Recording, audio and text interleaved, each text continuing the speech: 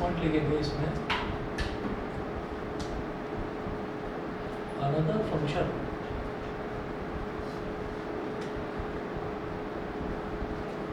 Function of hydrochloric, another function of hydrochloric acid, another function of hydrochloric acid is that it kills any bacteria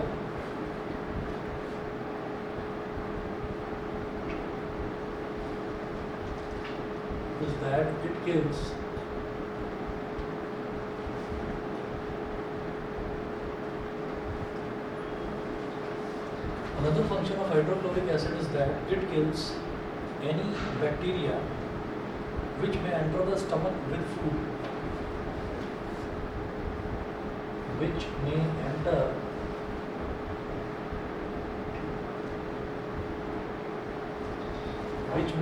the stomach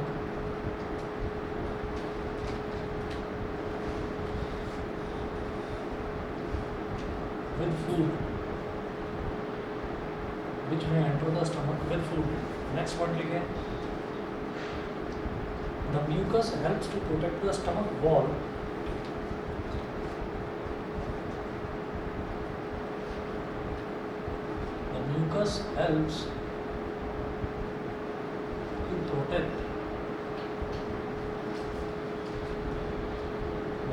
helps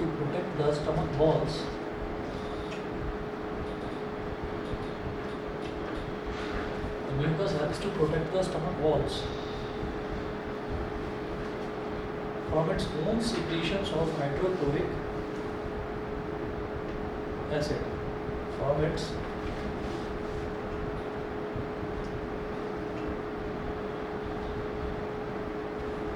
own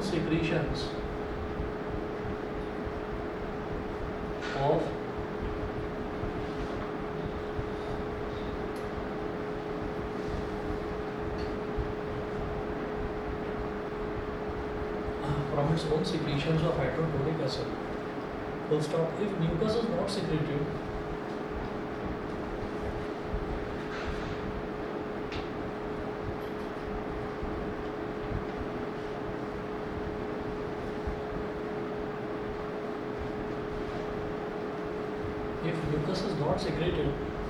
hydrochloric acid will cause the erosion of.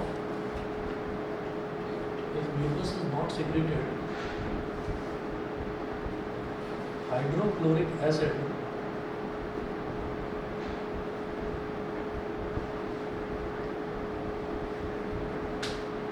will cause the.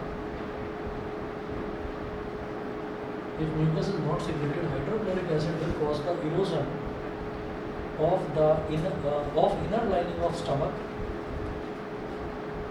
Erosion of inner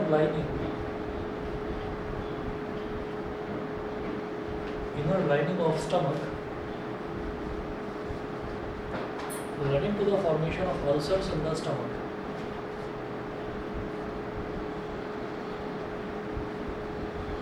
Leading to the formation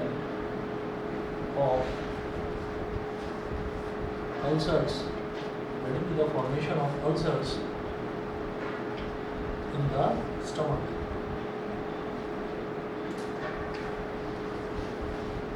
कई तरह के ulcers होते हैं. हाँ, ulcer कई तरह के होते हैं.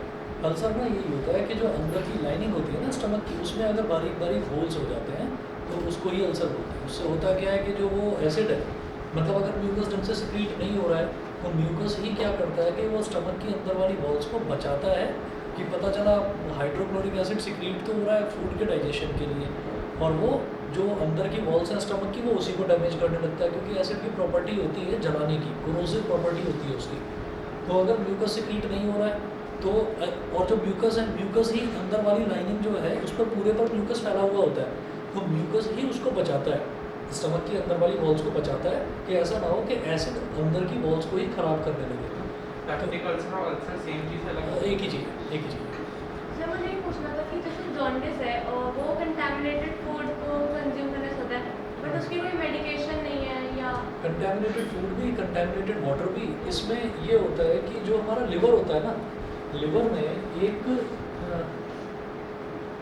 बिलीरुबिन काउंट होता है, यस और ये बिलीरुबिन काउंट की मुझे ध्यान नहीं आ रहा एग्जैक्ट कुछ वैल्यू होती है इसकी, शायद 0 से 10 के बीच वैल्यू होती है। 1.3 1.3 से 10, मैक्सिमम शायद 10 होती है, मैक्सिमम शायद 10 होती है कि इसके बीच में लाई करना चाहिए। मिलीग्राम पर मिलीलीटर होता है ये। 1.3 से 10 होते हैं क्योंकि 1.3 होनी चाहिए। अच्छा, तो जो भी है मतलब ये इस रेंज के अंदर होना चाहिए। अगर इस रेंज से बाहर हो जाता है, ये बिलीरुबिन काउंट अगर बढ़ जाता है तो हम बोलते हैं कि जॉन्डिस हो गया। और जो जॉन्डिस होता है, जॉन्डिस का जो मेन रीज़न होता है वो ये होता है कि जो बॉडी है, बॉडी का जो पूरा कलर है वो थोड़ा सा पेल, मतलब थोड़ा सा पेल येलो की तरफ हो जाता है। और अब ऐसा होता क्यों है?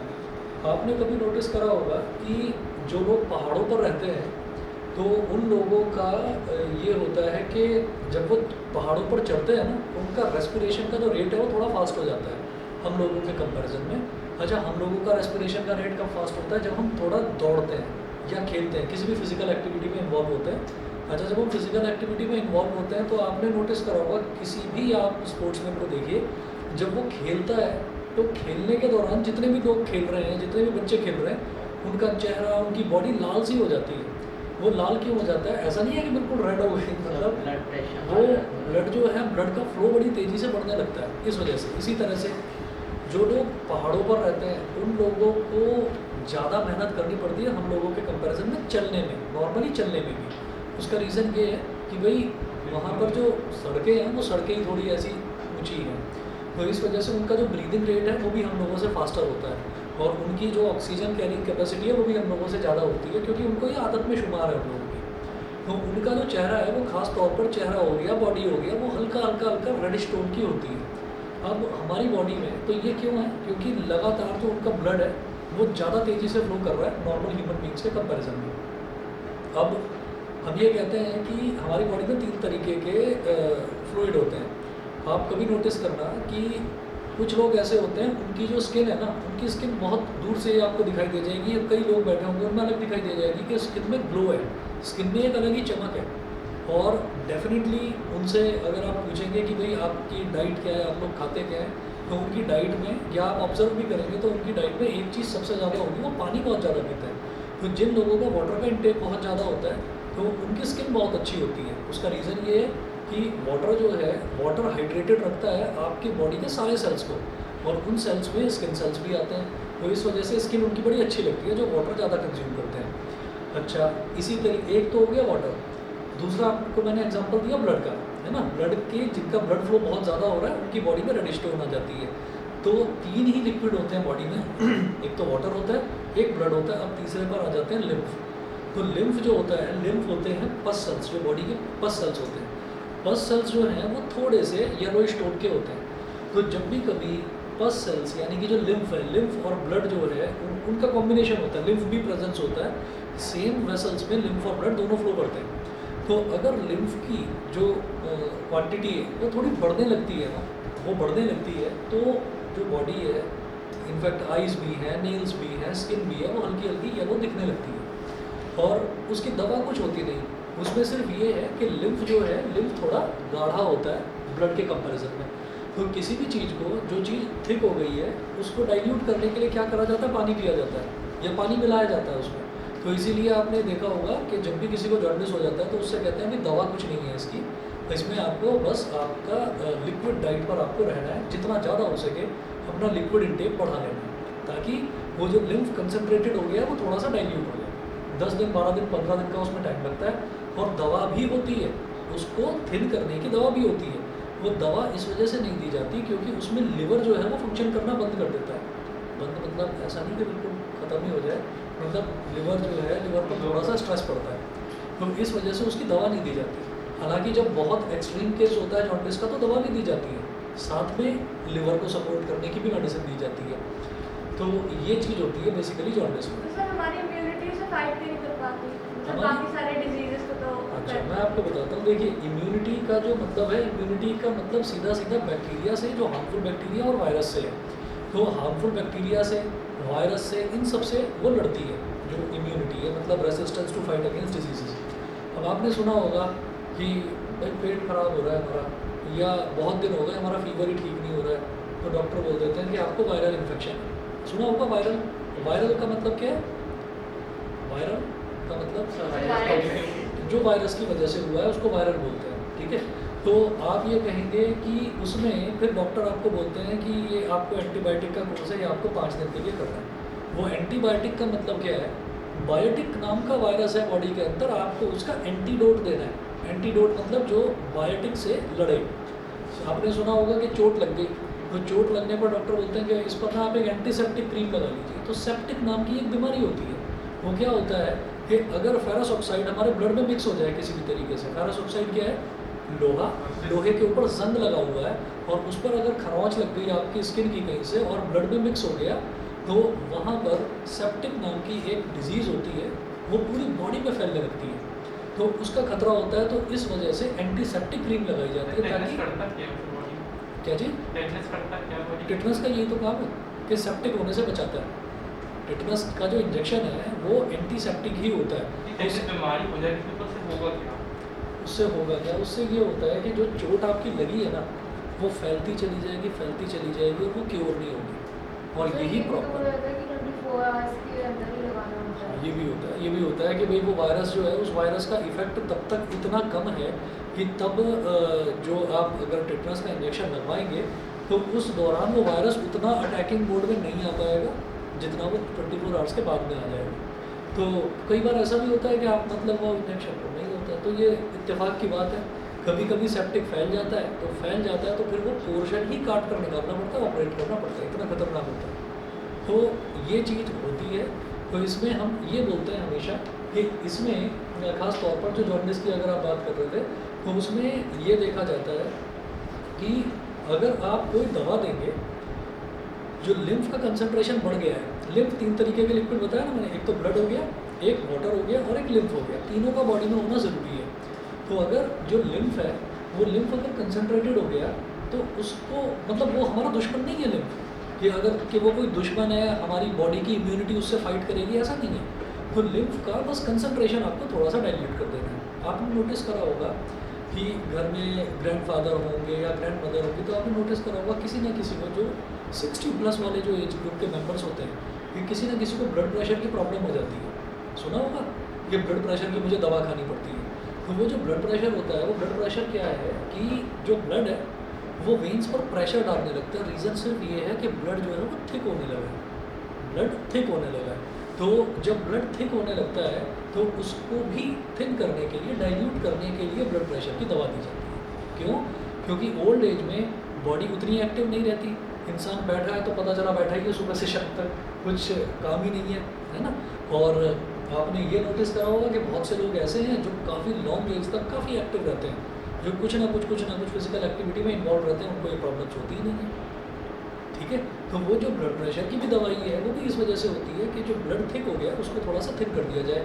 और बिलिरुबिन काउंट को नॉर्मल करने का मतलब यही है कि आपका लिम्फ थोड़ा सा थिक हो गया है, उसको आपको थिक करना है। उसका ये एक टाइम ड्यूरेशन होता है कि 12 दिन, 15 दिन, 20 दिन, इट डिपेंड्स कि आपका बिलिरुबिन काउंट कितना ख़राब हो चुका है।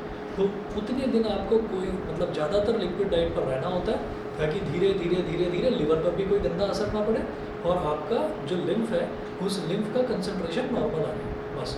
और फिर जो स्किन का कलर है वो भी धीरे धीरे धीरे धीरे नॉर्मल दिखने लगता है। समझ गए? और सेम चीज़ शायद आपको पता होगा, डायबिटीज़ में भी यही प्रॉब्लम होती है। अगर कोई डायबिटिक पेशेंट है तो उसको अगर चोट लग जाती है तो चोट उसकी ठीक नहीं होती। ये प्रॉब्लम होती है कि चोट ठीक होने या तो होती नहीं है, जब बहुत टाइम लगता है, जब तक उसकी शुगर कंट्रोल में ना आए। ये खैर लंबी कहानी है। कुल मिलाकर ये बताइए, ये समझ में आ गया डाइजेशन का? सर मुझे क्वेश्चन पूछना है कि जैसे इसमें लिखा है हाइड्रोक्लोरिक एसिड के लेने बैक्टीरिया, हाँ। तो फिर हम आरओ का पानी भी पीते हैं, डायरेक्टली कंटामिनेटेड वाटर भी पी सकते हैं? अरे इतना रिस्क लेने की ज़रूरत नहीं है। और आपने देखा भी होगा कि हम लोग मतलब she wants to say that कि अगर हमारी बॉडी में हाइड्रोक्लोरिक एसिड जो है वो बैक्टीरिया को किल कर ही देता है, तो हम आरओ का पानी क्यों पीते हैं? कंटेमिनेटेड वाटर ही क्यों ना पीना शुरू करें? उसमें हम क्या करते हैं, उसमें हम क्या कर सकते हैं कि अगर मान लीजिए हम गंदा पानी पीने लगेंगे जिसमें वायरसेस हैं, बैक्टीरियाज हैं पहले से ही, तो हम खुद ही इन्विटेशन दे रहे हैं बैक्टीरिया को कि भाई आओ अटैक करो। अब कब तक बॉडी की इम्यूनिटी फाइट करेगी, कब तक ये हाइड्रोक्लोरिक एसिड उन बैक्टीरिया को मारेगा? तो वो एक लिमिट है ना। हाइड्रोक्लोरिक एसिड का काम सिर्फ इतना छोड़िए कि भाई तुम खाने को डाइजेस्ट करो, बाकी हमारा काम ये है कि हम ज़्यादा से ज़्यादा अच्छी चीज़ ही बॉडी को दें। तो आर का भी जो वाटर है वो भी ये कहा जाता है कि बहुत ज़्यादा अच्छा नहीं है, बहुत ज़्यादा बेनिफिशियल नहीं है बॉडी के लिए। उसका भी एक रीज़न है। उसका भी रीज़न ये है कि आपने उसके अंदर से जो ज़रूरी सॉल्वेंट्स हैं वो आपने रिमूव कर दिया। सुना होगा ना टोटल डिजॉल्व सॉल्वेंट। देखिए जी TDS वैल्यू उसकी अब बहुत कम हो गई है, अब ये बहुत बढ़िया हो गया। पानी पी कर देखो क्या बढ़िया स्वाद है इसका। तो वो जो पी कर देखो और बढ़िया स्वाद है ना, वो बॉडी के लिए बड़ा हार्मफुल है। और जिस जगह पर हम रह रहे हैं वी आर ब्लेस्ड के हमारे यहाँ का TDS वैल्यू बहुत अच्छा है। यहाँ का आप कभी भी घर में जो टैप वाटर आ रहा है ना, आप टैप वाटर लो और एक TDS मीटर आता है, वो TDS मीटर थर्मोमीटर के जैसा ही होता है, थोड़ा चौड़ा होता है उससे वैसे। उसको डालकर देखो आप 250, 230, मैक्सिमम 260 तक जाएगा TDS। और जो WHO है, WHO भी बोलता है कि 200 से 500 के बीच का TDS तो बॉडी के लिए ज़रूरी है। तो यहाँ तो इतना बैलेंस्ड TDS वाटर आ रहा है। तो हम लोग तो लगेंगे कि बहुत अच्छा पानी हमें मिल रहा है, बस इतना है कि थोड़ा रेत वगैरह आता है तो उसको अगर फ़िल्टर आउट कर लिया जाए तो हम लोगों को RO की ज़रूरत नहीं है।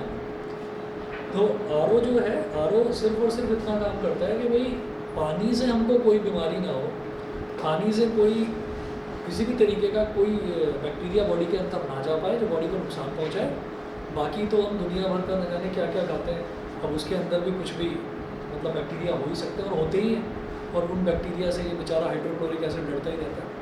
तो इट्स बेटर कि पानी को साफ रखें। डिस्टिल्ड वाटर और नॉर्मल वाटर में डिफरेंस क्या होता है? डिस्टिल्ड वाटर में किसी भी तरीके का सॉल्ट नहीं होता।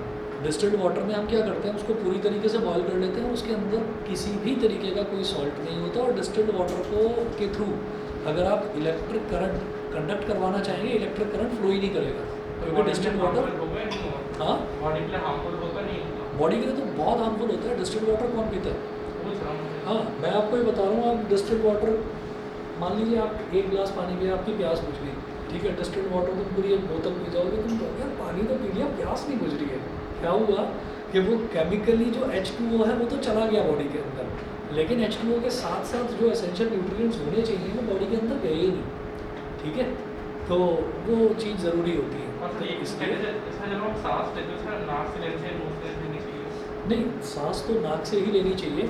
बस ये होता है कि जब कभी हम कोई एथलेटिक एक्टिविटी करते हैं ना, तो एथलेटिक एक्टिविटी में हमको ज़्यादा ऑक्सीजन की ज़रूरत होती है, तो जो नॉस्ट्रल्स है वो छोटे पड़ जाते हैं, नॉस्ट्रल्स छोटे पड़ जाते हैं। और कभी भी नोटिस करना कि जब हम रनिंग कर रहे होते हैं और ख़ास तौर पर बहुत फास्ट रनिंग कर रहे होते हैं, तो ये जो नाक है, नाक के थ्रू भी सांस जाती है, ऑक्सीजन अंदर जाती है, और मुंह के थ्रू भी ऑक्सीजन अंदर जाती है। तो हमारे हार्ट बहुत तेज़ी से पंप करता है, तो उसको तेज़ी से ऑक्सीजन चाहिए होती है। इसी वजह से देख लेना दुनिया में जो बड़े बड़े एथलीट्स होते हैं, ज़्यादातर जमाइका, अफ्रीका वहीं के होते हैं ज़्यादातर लोग। क्यों? उनके जरा नॉस्ट्रल्स देखना कितने बड़े बड़े होते हैं, देखा है ना, नाक भी उनकी इतनी बड़ी बड़ी होती है, नॉस्ट्रल्स भी बड़े होते हैं, माउथ भी। हाँ बॉडी तो कितनी बड़ी है? हाँ वो तो है ही, बॉडी भी उनकी खूब बड़ी बड़ी, सारे के सारे 7-7 फुट के होते हैं, इतने लंबे लंबे। तो वो जो है उनका माउथ भी बड़ा है और उनके नॉस्ट्रल्स भी बड़े हैं, तो इस वजह से वो बहुत तेज़ी से ऑक्सीजन खींच पाते हैं।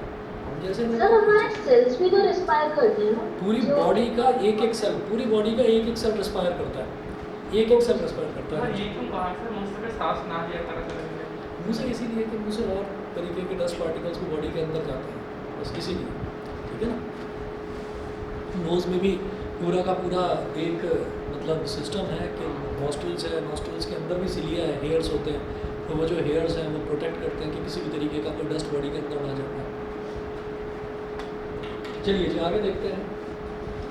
तो ये तीनों चीज़ें समझ में आ गई। हाइड्रोक्लोरिक एसिड का काम क्या होता है, बॉडी के अंदर जो फूड जाता है उस फूड के अंदर वो मिक्स हो जाता है, मिक्स होने के साथ साथ वो फूड को क्या बना देता है, एसिडिक बना देता है।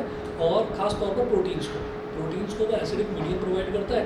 और जो पेप्सिन है, पेप्सिन नाम का जो एंजाइम है वो एक्ट ही तब करता है जब प्रोटीन्स जो हैं they are mixed with acid, जब वो एसिडिक मीडियम में होते हैं तभी वो काम करता है। और तीसरा म्यूकस क्या करता है कि वो स्टमक की अंदर वाली जो इनर लाइनिंग है उसके ऊपर एक प्रोटेक्टिव कवरिंग बना देता है, ताकि हमारी बॉडी में सिक्रीट होने वाला हाइड्रोक्लोरिक एसिड हमारे स्टमक को ही डैमेज ना करने लगे, ठीक है, ये काम होता है म्यूकस का। चलिए जी, इसके बाद चलते हैं आगे।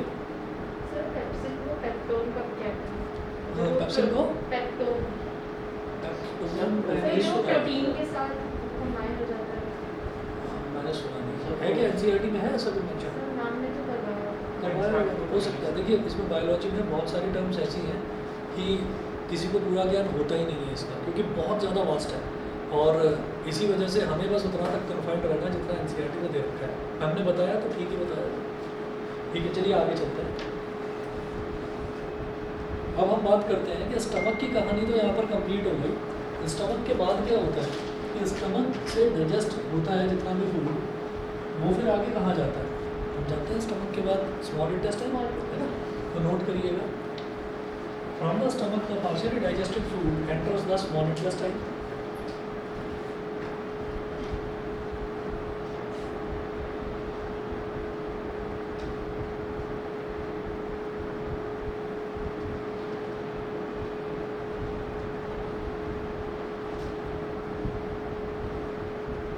सर जो हमने इससे पहले वाले पॉइंट में यूरिकर्स देखा है वो क्या होते हैं?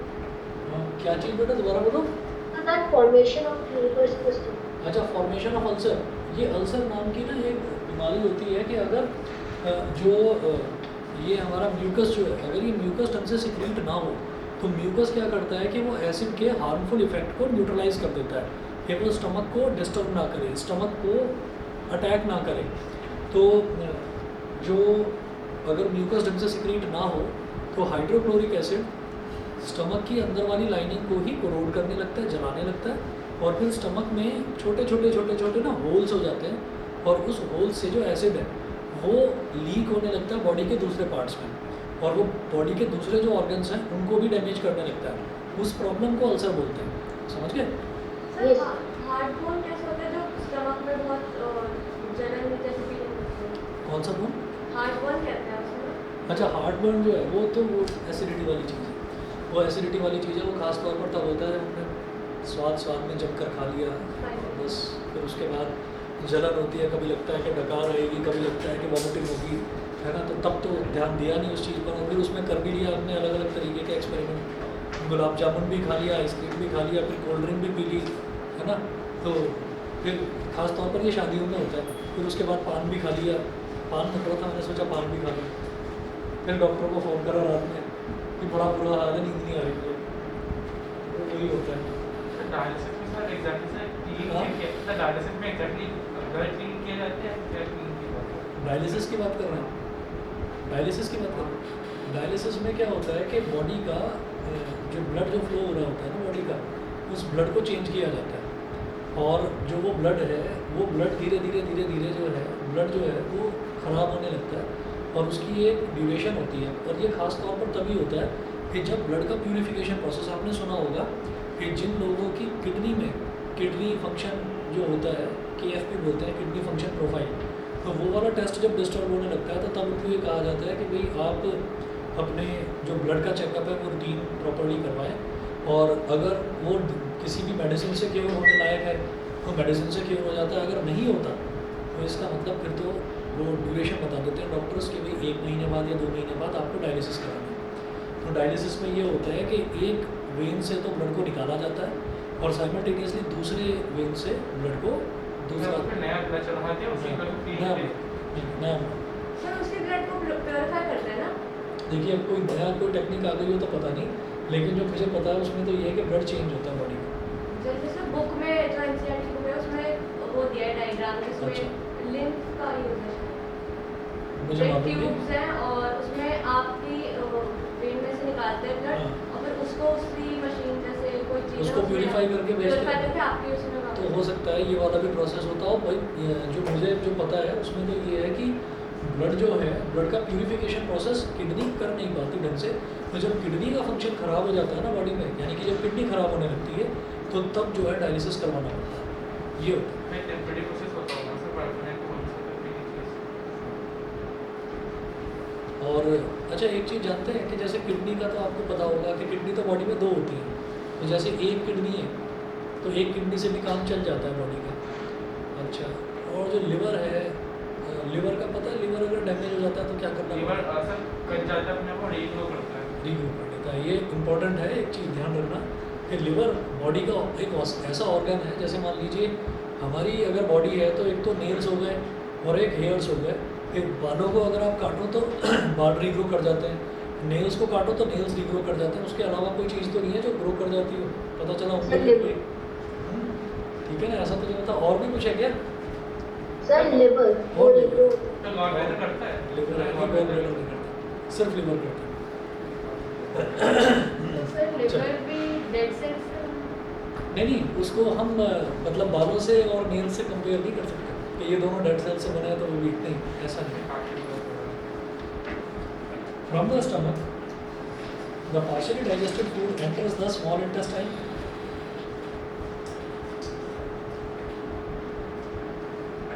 पार्शियली डाइजेस्टेड और पार्शियली अनडाइजेस्टेड में डिफरेंस होता है, सेम होती है। एक ही बात है, हमने कहा कि पार्शियली डाइजेस्ट हो गया तो या फिर पार्शियली अनडाइजेस्ट है, क्योंकि पूरी तरह से डाइजेस्ट हुआ नहीं है अभी, तो एक ही बात है। एक ही बात हुई ना। तो वही वाली बात है कि कोई बोलता है कि ग्लास आधा भरा हुआ है तो दूसरा बंदा बोलता नहीं है तो आधा खाली है, और इसी बात पर बहस हो जाए।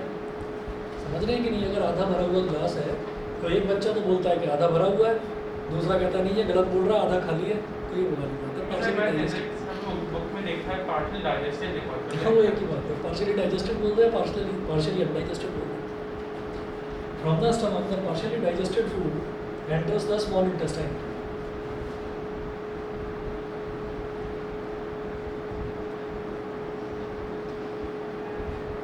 enters the small intestine। उसके बाद the small intestine is the largest part of the alimentary canal। Underline कर देना इसको।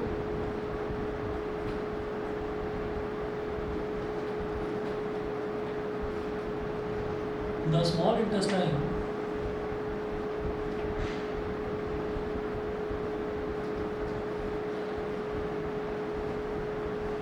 is the largest part largest organ भी कह सकते largest organ, हाँ कह सकते हैं। हैं ऑफ द एलिमेंट्री कनाल भी मेंशन करना एलिमेंट्री कैनाल जो है वो बोलते हैं द स्मॉल इंटेस्टाइन, उसका लार्जेस्ट पार्ट है।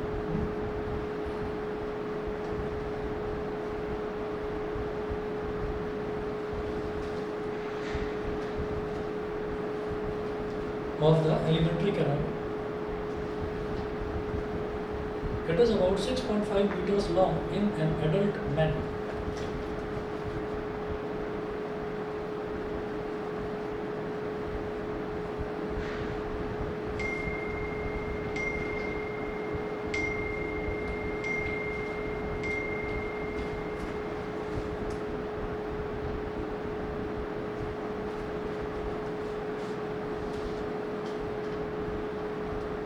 परसेंट वेरी करते हो ना।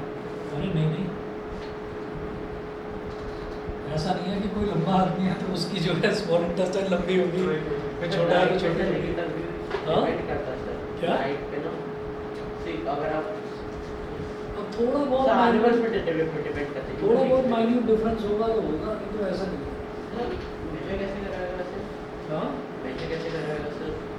वही कर, क्योंकि ट्विस्टेड होती है ना, वो ट्विस्टेड होती है स्मॉल इंटेस्टाइन, ऐसे ऐसे ऐसे ऐसे ऐसे।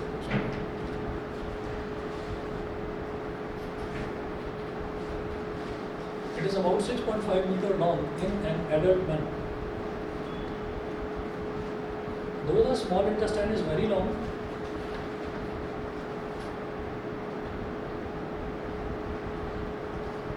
स्मॉल इंटेस्टाइन हमारे साथ ग्रो करती है, क्या करती है? ग्रो करती है जैसे अडल्ट मैन। हाँ, वो तो करेगी ना। जैसे मतलब कोई छोटा बच्चा है तो उसकी तो इंटेस्टाइन छोटी होगी, फिर धीरे धीरे धीरे धीरे डेवलप करती है। तो मतलब अगर आप उसे 20 और फिर आपकी उसके बाद से लेंगे उसके बाद सेम रहेगी, क्योंकि क्या है कि एक एज के बाद में जाकर फिर ग्रोथ रुक जाती है। दो the small intestine is very long,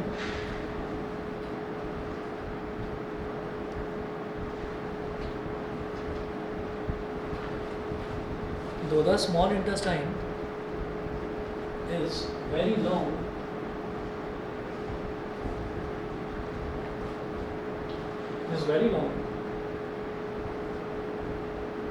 comma, it is called small because it is very narrow.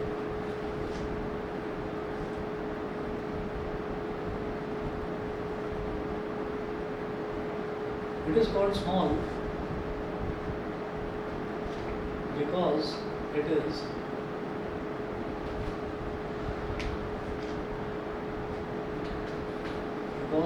very narrow.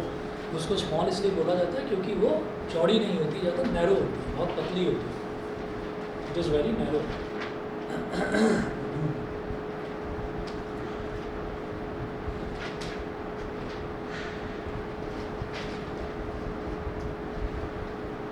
आगे नोट करें.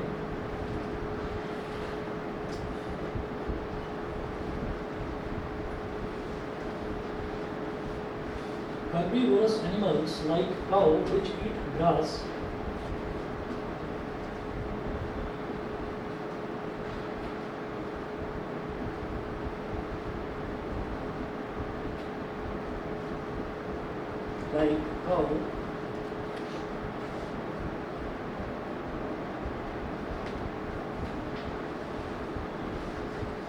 Herbivorous animals like cow which eat grass need a longer small intestine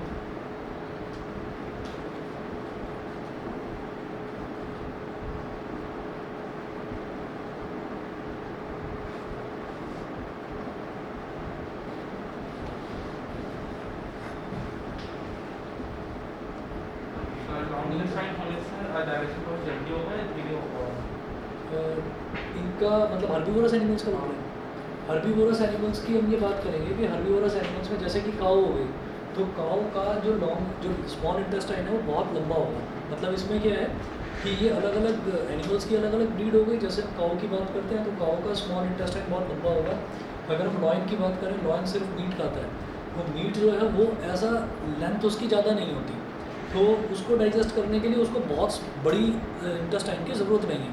तो वो small intestine जो है उसकी वो छोटी होती है. वहीं अगर हम बात करें कि तो काऊ तो सिर्फ घास खाती है, वहीं अगर एलिफेंट की बात करें जो कि पूरा शुगर केन खाता है, इतना लंबा होता है शुगर केन, तो उसकी जो स्मॉल इंटेस्टाइन है वो स्मॉल इंटेस्टाइन उसकी और लंबी होती है उसको डाइजेस्ट करने के लिए. हाँ सर ऐसे छोड़ना होगा सर, एनसीईआरटी में लिखा है कि सेलुलोज कार्बोस.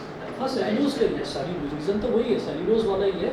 लेकिन जो भी ज़्यादा बड़ी चीज़ जो खाता है तो उसको उतना ही ज़्यादा सेल्यूलोज उसको प्रोड्यूस होने लगता है, तो इसी वजह से उसको लंबी इंटेस्टाइन की जरूरत पड़ती है. जितनी लंबी होगी डाइजेशन जल्दी होगा स्लो होगा? नहीं, डाइजेशन का उससे कोई वो नहीं है, डाइजेशन के टाइमिंग से उसका कोई रिलेशन नहीं है. हम तो ये कह रहे हैं कि जो आप पार्टिकल्स, जो फूड पार्टिकल्स बॉडी के अंदर जा रहे हैं, अगर वो फूड पार्टिकल्स डाइजेस्ट होने के बावजूद भी बहुत बड़े बड़े हैं, तो एक नैरो स्मॉल इंटेस्टाइन या एक ऐसी स्मॉल इंटेस्टाइन जिसकी लेंथ 6.5 मीटर्स है वो फिर काम नहीं करेगी. तो इस वजह से हमने ये कहा कि ह्यूमन बींग्स में तो 6.5 मीटर्स हो गई एक एडल्ट मैन में, ठीक. और अगर हम काऊ की बात करें तो काऊ में और ज़्यादा लंबी होगी. अगर हम लॉयन की बात करें तो लॉयन में छोटी होगी. तो ये उसी पर डिपेंड करते हैं सेल्यूलोज पर. मैं नेक्स्ट पॉइंट वही लिखा रहा हूँ, नोट करिए. Herbivorous animals like cow which eat grass need a longer small intestine to allow the cellulose present in grass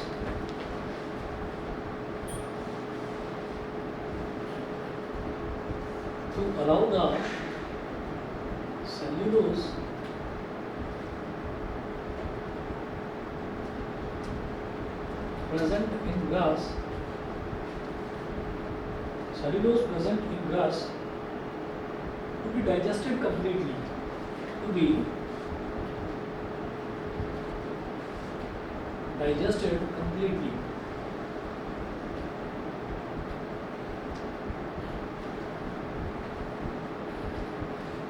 To be digested completely, full stop. On the other hand, meat is a food which is easier to digest.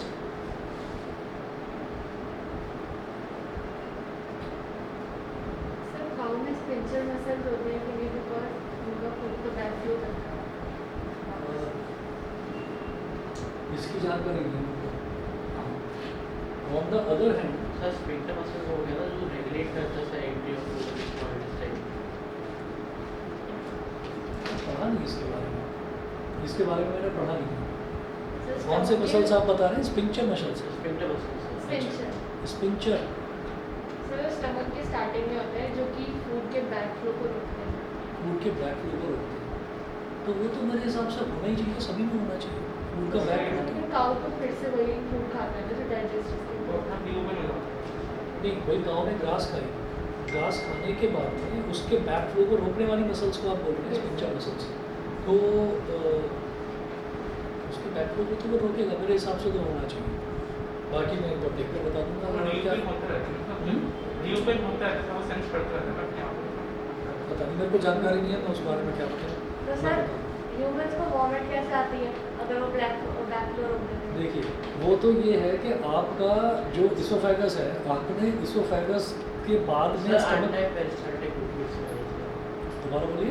Anti-peristaltic movements जैसे जो अलग movements होते हैं peristaltic नहीं, वो तो मैं मान गया पेरिस्टाल्टिक मूवमेंट, तो वो तो समझ में आ गया, लेकिन हम ये कह रहे हैं कि जो वॉमिट होती है वो वॉमिट होने के दो अलग अलग रीजंस होते हैं। एक रीज़न तो ये है कि डाइजेशन में कुछ प्रॉब्लम है, आप फूड को डाइजेस्ट ही नहीं कर पा रहे हैं, एक रीज़न तो ये हो गया।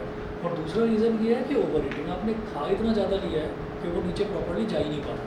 बस ये दो रीज़न होते हैं वॉमिटिंग के। और कई बार ऐसा भी है कि अभी डाइजेशन का प्रोसेस चल रहा है और पता चला कि आप किसी ऐसी एक्टिविटी में इन्वॉल्व हैं, फॉर एग्जांपल अगर आप किसी रोलर कोस्टर राइड पर जा रहे हैं तो वहाँ पर पता चला कि प्रॉपरली फूड को थोड़ा बॉडी को रेस्ट चाहिए था ताकि फूड ढंग से डाइजेस्ट हो पाए। अब वो बॉडी को ही आपने पूरा शेक कर दिया है, तो ऐसे निकल आएगा। तो स्पिंचर मसल्स का रोल क्या होता है मैं खाने के देख बाद कर बताऊँ। रनिंग नहीं करनी चाहिए सर, वो इसीलिए कहते हैं शायद इसीलिए क्योंकि जो बॉडी का डाइजेस्टिव स्टार्ट सिस्टम, में जल्दी होता है ना।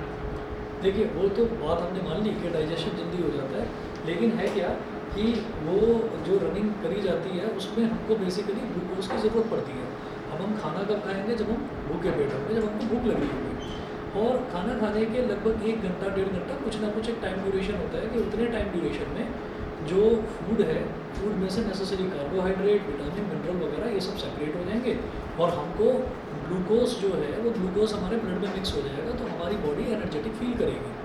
तो इस वजह से ये कहा जाता है कि आपने अगर खाना खाया है अभी तो सीधे आप रनिंग ना करें, कर भी नहीं पाएंगे, पेट में ही दर्द होने लगता है। ठीक है, एक हेलो, हाँ जी,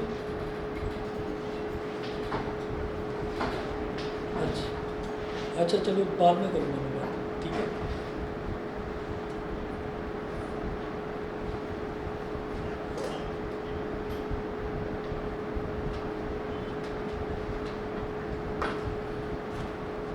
कोई हेल्थ केयर कंपनी से बोल रहा था, अभी हेल्थ की बात चल रही है। On the other hand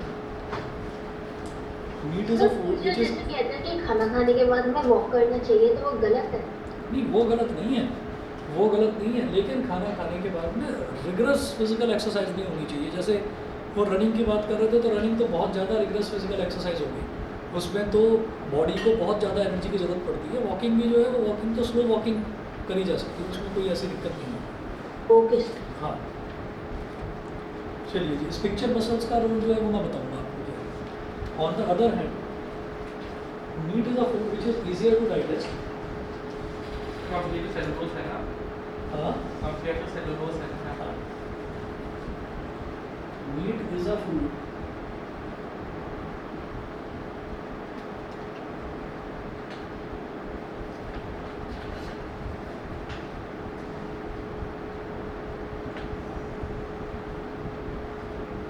on the other hand, meat is a food which is easier to digest. Full stop. So carnivorous animals like tigers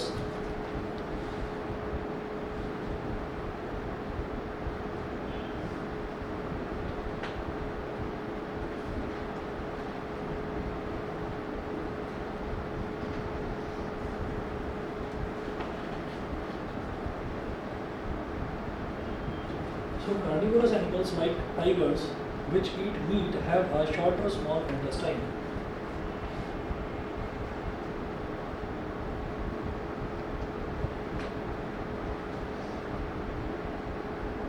Have a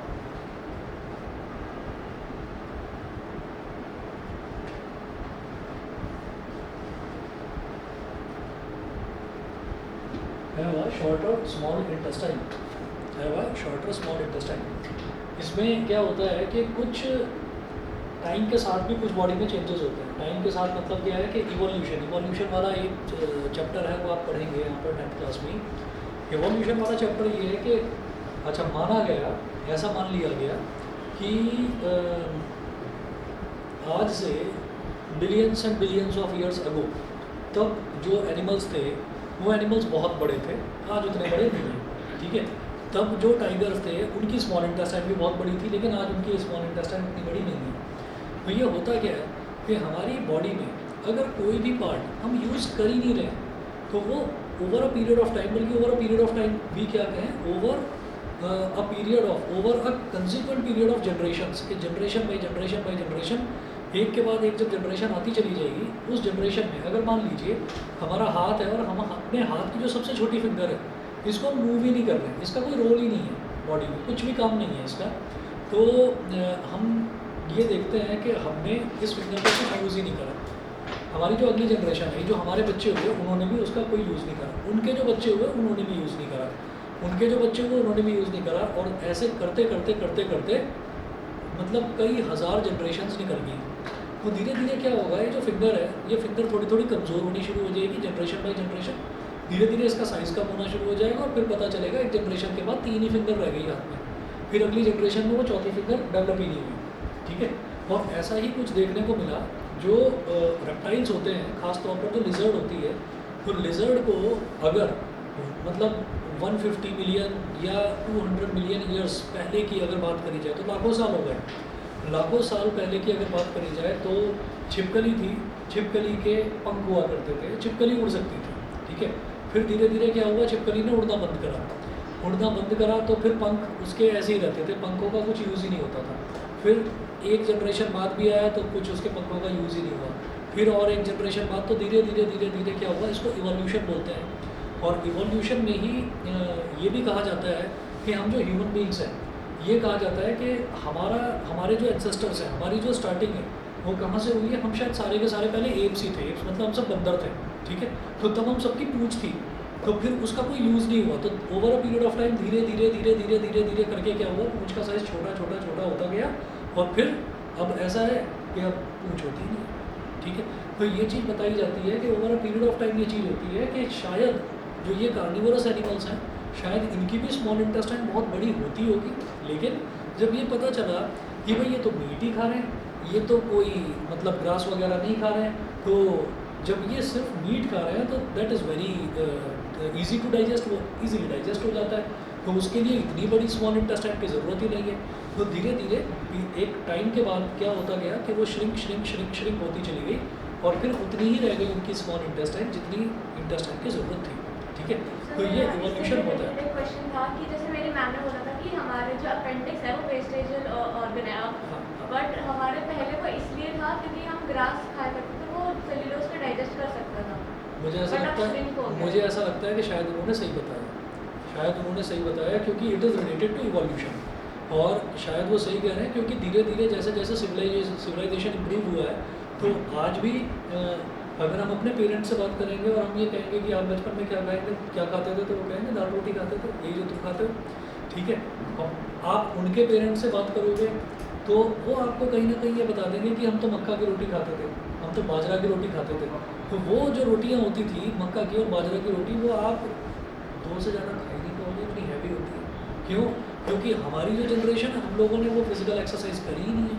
हम लोगों को तो मतलब थोड़ा दूर भी जाना है तो चलो साइकिल से चले जाते हैं, स्कूटर से चले जाते हैं, तो ये चीज़ है। वो लोग आपने सुना भी होगा, हम तो इतनी दूर पैदल जाया करते थे, है ना, तो ये आपने सुना होगा। तो वो लोग जो उनकी जो ईटिंग हैबिट्स थी, वो अगर हम 2 जनरेशन पहले भी देखें ना, तो 2 जनरेशन में और अब में बहुत अंतर आ गया। आजकल तो अमेजन पर, फ्लिपकार्ट पर जैगरी मिलता है, और पहले गांव में बनता था जैगरी, जानते हैं ना, गुड़ जो है वो लाते हैं, हाँ वो बनावा लाते हैं, उसमें भी वो स्वाद नहीं है। क्योंकि जो हमारे पेरेंट्स हैं या ग्रैंड पेरेंट्स हैं, उनसे अगर हम बात करते हैं जो अब 80 ईयर्स है, तो वो कहते हैं कि हमने जो बचपन में गुड़ खाया था उसका स्वाद अलग था और इसका अलग है। वो अगर आप थोड़ा सा खा लें तो आपका पेट भर जाता था, इसको खा के पेट ही नहीं भरता। तो हाँ, कुछ अजीब सा होता है। मुझे भी नहीं पता, मैं अपनी एज के हिसाब से बताऊँगा जितना मैंने बचपन में खाया है जो भी। तो वो शायद सही कह रहे हैं कि पहले जो ईटिंग हैबिट्स थी वो थोड़ी अलग थी और अब जो ईटिंग हैबिट्स हैं वो थोड़ी सी अलग हैं, ठीक है ना। आने वाले टाइम में हो सकता है और बहुत सारी चीज़ें चेंज हो जाएँ। भाई पहले तो ये कहा जाता था ना कि आयरन की अगर कमी हो गई है बॉडी के अंदर तो थोड़ा टाइम लगेगा, डॉक्टर बोलते थे थोड़ा टाइम लगेगा, ज़रा सेब वेब खाया करो, आंवला खाया करो, ठीक हो जाओगे। और आजकल क्या है, तुरंत आयरन के कैप्सूल लिख देते हैं कि कैप्सूल खा लो, तो 2-4 दिन के अंदर ही आयरन की सर हमारी अपेंडिक्स भी किसी दिन खत्म हो जाएगी? शायद हो जाएगी। और इनफैक्ट जो ये कुछ ना चक्कर आ रहे हैं इसको पैंको आ रहे हैं, वो कुछ ऐसा है कि आप शायद आप लोग जानते होंगे कि जो ख़ास तौर पर जो एथलीट्स होते हैं ना, जो एथलीट्स होते हैं, अब जो हमारा कंट्री में धीरे धीरे बहुत चेंज आ रहा है हमारे कंट्री में। जब मैं पढ़ा करता था, जब मैं छोटा था, तो ये था कि अगर हम बहुत ज़्यादा खेलने कूदने जा रहे हैं, 4 घंटे हो गए, 5 घंटे हो गए, तो हम पिट के वापस आते थे घर पर, पिटाई होती थी और तब हम वापस आते थे कि तुझे खेलना ही है और कुछ करना नहीं है लाइफ में। अभी आजकल क्या है, अभी आजकल पेरेंट्स खुद कहते हैं कि मतलब if you love any sports activity तो गेट इंडल्ज इन दैट, तो वो खुद कहते हैं आपसे कि आप उसमें इंडल्ज हो जाइए। तो खुद कहते हैं कि भाई आप स्पोर्ट्स में लगिए, क्रिकेट अगर पसंद है तो क्रिकेट की अकेडमी बच्चे ज्वाइन करते हैं, देख रहा हूँ ज़्यादा ही डिमांड है इसका। कुछ बैडमिंटन सीखते हैं, कुछ फुटबॉल सीखते हैं, तो ये चीज़ अब डेवलप हो रही है। और जो यूरोपियन कंट्रीज़ हैं उनमें ये काफ़ी पहले से है। और मैंने तो पढ़ा था ये कि वहाँ पर क्या है कि अगर कोई बच्चा 5, 6 या 10 साल तक की रेंज का भी है तो पता चल जाता था कि इस बच्चे का फुटबॉल में बहुत इंटरेस्ट है, तो उसको कहते थे ठीक है बेटा तुम फुटबॉल ही सीखो, इसी फील्ड में आगे बढ़ो। तो फुटबॉलर्स को कंटिन्यूसली दौड़ना पड़ता है, तो वो जो अपेंडिक्स है उनके स्टमक में, वो इंजरी का एक कारण बन जाता है कि अगर मान लीजिए वो कहीं गिर गए और गिर गए, अपेंडिक्स पर चोट लगी, तो अपेंडिक्स साथ वाले ऑर्गन्स को भी डिस्टर्ब करता है। तो वो जो छोटा बच्चा होता है उसी के पेट में छोटा सा पंक्चर करके वो अपेंडिक्स को निकाल कर ही अलग निकाल देते हैं कि इसका बॉडी में कोई यूज़ नहीं है, ठीक है। तो शायद उन्होंने ठीक बोला होगा कि अपेंडिक्स शायद जो पहले जो ईटिंग हैबिट्स थी तो उसमें जो बड़े पार्टिकल्स होते थे प्रोबेबली ग्रास हो गया, तो शायद उसको डाइजेस्ट करने के काम आता होगा, ठीक है। लेकिन अब उसका कुछ यूज़ है नहीं, तो शायद वो भी आगे जाकर इस चीज़ को धीरे धीरे जो चीज़ खत्म होती है ना, इसको बोलते हैं एक्सटिंक्ट हो जाना। एक्सटिंक्ट हो जाना मतलब खत्म हो जाना। बाय जनरेशन से पहले इनका हाइट लो थी, सर एवरेज हाइट काफ़ी ज़्यादा थी, सर अब कम होती है, तो सर हाइट तो ये कहा नहीं जा सकता। अब ये टॉपिक ही ऐसा है कि इसमें जितना डिस्कशन करें उतना कम हम लोग पेड़ कम है ना। हम लोग पेड़ पे कम करते हैं। हाँ, सर अपेंडिक्स का यूज क्या होता है हमारी बॉडी में? कोई यूज़ होता ही नहीं है। सर अगर ऐसी ऑर्गन्स का यूज़ हमने कम कर दिया तो कुछ हम इतना स्मॉल आइटम ही बन जाएंगे श्रिंक। अब ये कहा नहीं जा सकता।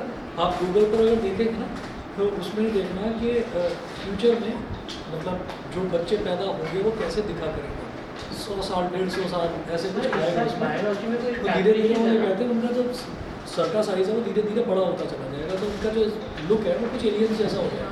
सर इस सर बायोलॉजी में कैलकुलेशन है ना सर, एबिलिटी में इसमें इस बार ये लाइफ प्रोसेस वाला थोड़ा सा थ्योरेटिकल है, बाकी तो कंसेप्चुअल है। बाकी कंसेप्चुअल है, आगे के चैप्टर अच्छे हैं। चलिए जी, टेस्ट का प्रिपेयर करके रखना, कल रिफ्लेक्शन का टेस्ट है।